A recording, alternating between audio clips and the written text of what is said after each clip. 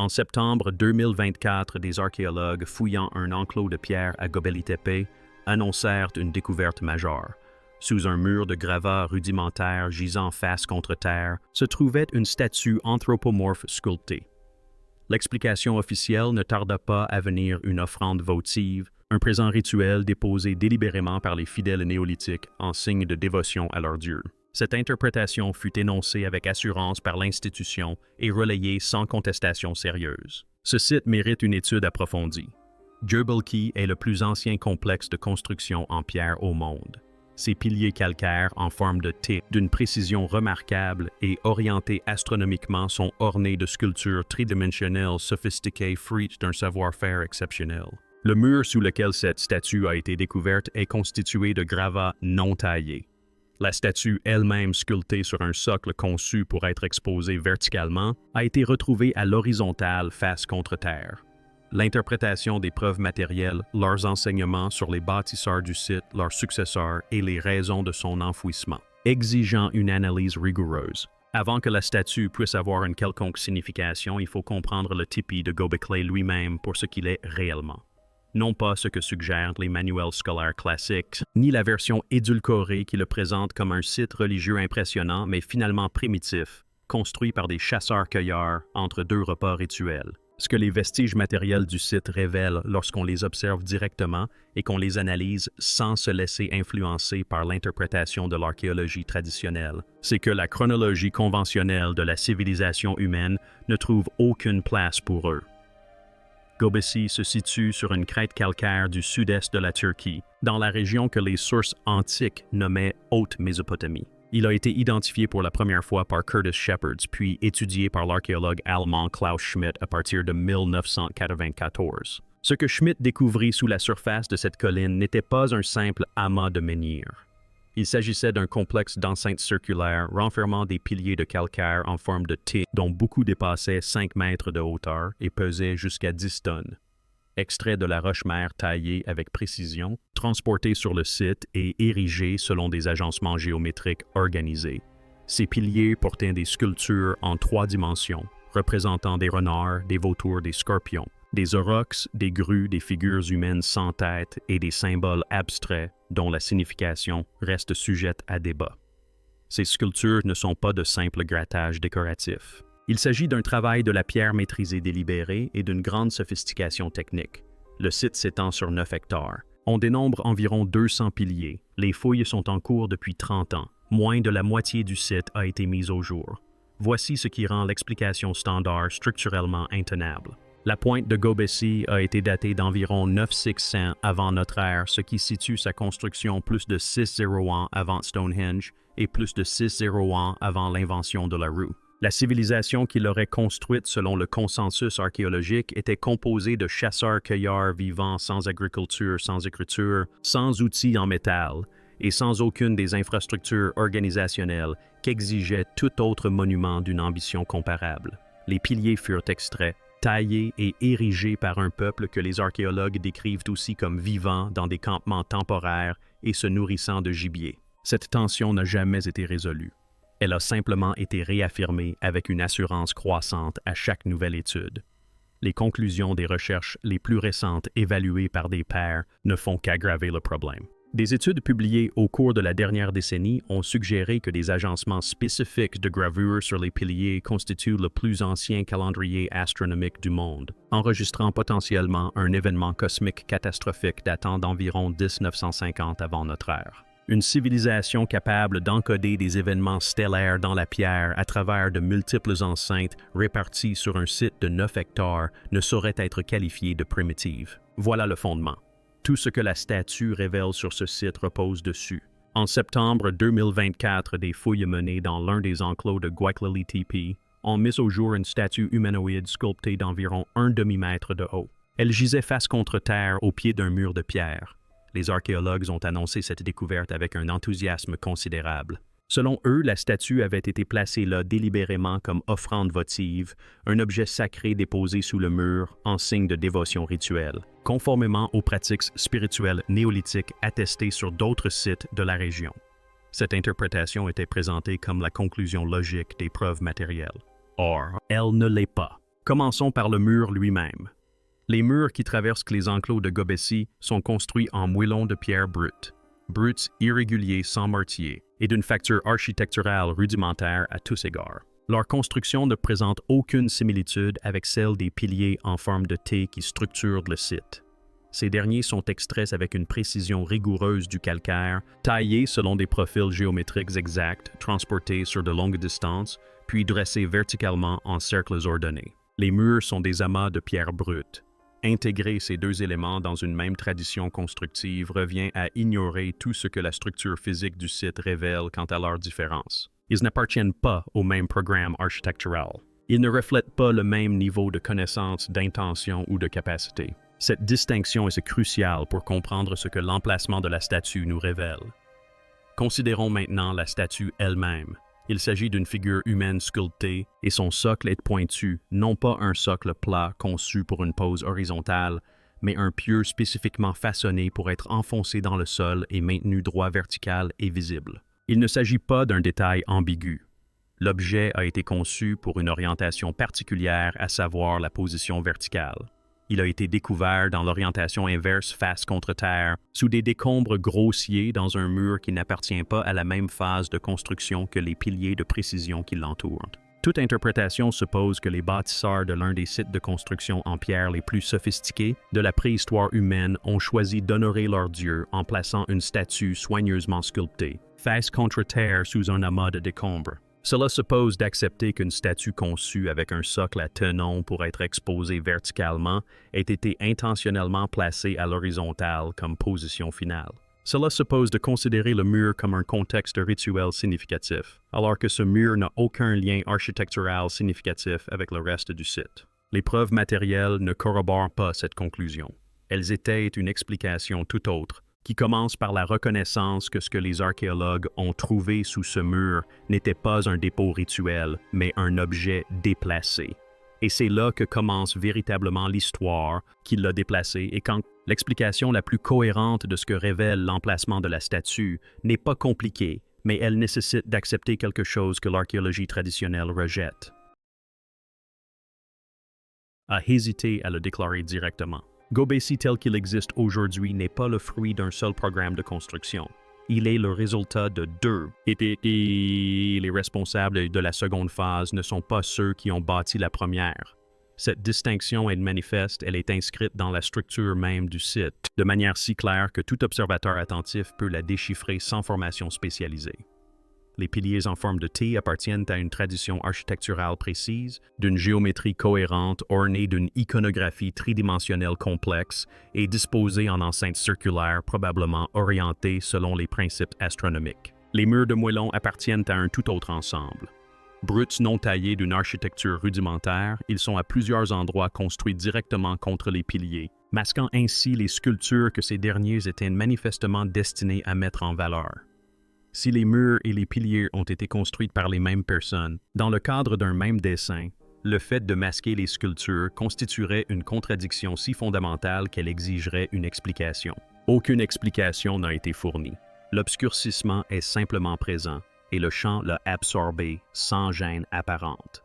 Ce que les preuves suggèrent, c'est une séquence. Les bâtisseurs d'origine ont conçu et construit les enceintes, érigé les piliers, sculpté les images et orienté l'ensemble du complexe avec une précision qui implique des connaissances astronomiques sophistiquées accumulées au fil des générations. À un moment donné, cette occupation initiale prit fin. Le site ne fut pas immédiatement enfoui. Il continua d'être utilisé. Mais les personnes qui l'occupèrent par la suite n'étaient pas celles qui l'avaient construit. Elles découvrirent une structure existante d'une sophistication extraordinaire et l'occupèrent avec les moyens du bord, qui ne comprenaient ni le savoir-faire ni les techniques ayant permis la construction des piliers. Elles bâtirent avec ce qu'elles pouvaient pierre brute, gravats non taillés, murs rudimentaires comblant les espaces entre des structures qu'elles ne comprenaient pas pleinement et qu'elles ne pouvaient reproduire. La statue appartient à la première phase. Elle fut sculptée avec un socle à tenon car elle était conçue pour être tenue debout. Elle se dressait quelque part au sein du complexe originel visible droite faisant partie intégrante de la fonction première de ces enclos. Lorsque les seconds occupants arrivèrent et commencèrent à modifier le site, la statue fut déplacée, renversée, remaniée, puis finalement enfouie sous le mur de gravats ajouté par cette occupation ultérieure. Non pas dans le cadre d'un acte rituel, mais plutôt comme la conséquence d'un échange de vues entre deux groupes, séparés par le savoir le temps et probablement des siècles. Il ne s'agit pas d'une interprétation marginale créée pour provoquer. C'est l'interprétation la plus cohérente avec ce que révèlent les preuves matérielles de Göbekli Tepe. Le site porte deux voies. L'archéologie n'a retenu qu'une seule version des faits. Si l'argument en faveur de deux phases de construction distinctes semble spéculatif, réfléchissez aux moyens nécessaires pour le trancher définitivement. Il faudrait avoir accès à l'intégralité du site. Il faudrait que chaque pilier soit fouillé, documenté et examiné dans son intégralité afin que la relation entre les piliers et les murs puisse être établie pour l'ensemble du complexe plutôt que d'être déduite de la fraction qui a été découverte jusqu'à présent. Cet accès est inexistant, et la raison pour laquelle il n'existe toujours pas après 30 ans de fouilles sur ce qui est sans doute le site archéologique le plus important au monde, mérite d'être clairement exposé. Sur les quelques 200 piliers recensés à Göbekli, environ 128 demeurent entièrement enfouis, non pas partiellement dégagés, ni une attente de documentation finale, mais bien complètement enfouis, non fouillés, invisibles et non étudiés. Les images gravées sur leur surface, ainsi que les informations qu'elles recèlent sur les peuples qui les ont réalisées et sur le monde qu'ils consignaient demeurent enfouis sous terre. Tel est l'état actuel du site pré-agricole le plus étudié de l'histoire de l'humanité 30 ans après le début des fouilles systématiques. La situation des piliers partiellement fouillés complique encore le problème.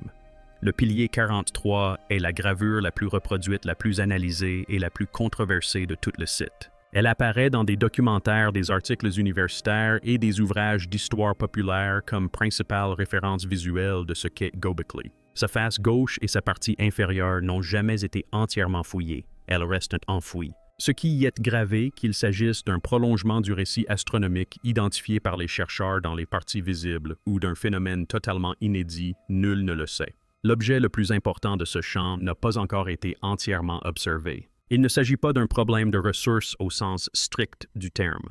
Göbekli n'est pas un site inaccessible enfoui sous une chaîne de montagnes ou submergé par les eaux. C'est un projet de déblaiement sur une colline du sud de la Turquie avec une infrastructure de fouilles déjà en place. Les outils nécessaires pour accélérer les travaux sans compromettre l'intégrité archéologique existent et sont utilisés couramment sur des sites du monde entier. La numérisation LIDAR, la documentation photogrammétrique, l'enregistrement systématique des couches et la prise de vue à 360 degrés permettent de saisir en temps réel chaque détail du processus de déblaiement. La barrière physique entre l'état actuel des connaissances et un site entièrement documenté, ce sont la pierre et la terre.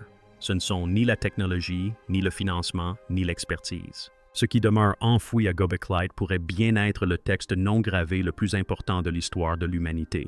Les piliers visibles ont déjà donné lieu à des hypothèses qui remettent fondamentalement en question la chronologie admise de la civilisation organisée. La question de ce que les 128 autres piliers ont gravé à leur surface n'est pas une simple note de bas de page.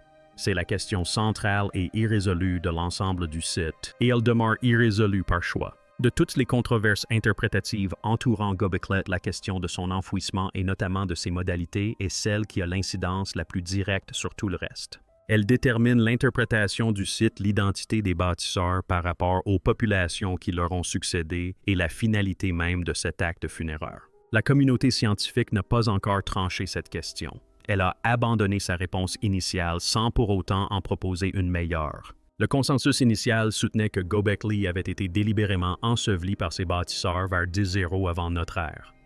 Le site aurait été intentionnellement comblé, recouvert et scellé sous terre par la civilisation même qui l'avait construit. Cette explication présentait une certaine logique interne. Un enterrement délibéré implique une raison délibérée, qu'il s'agisse de préservation, de dissimulation, de commémoration rituelle ou de réponse à une menace extérieure. Cette conception présentait les bâtisseurs comme des acteurs ayant pris une décision réfléchie quant au sort de leur œuvre. Ces dernières années, ce consensus a discrètement évolué. Plusieurs archéologues soutiennent désormais que l'enfouissement n'était pas intentionnel mais naturel. L'érosion progressive du flanc de la colline au fil des siècles s'est accumulée graduellement sur le site jusqu'à le recouvrir entièrement.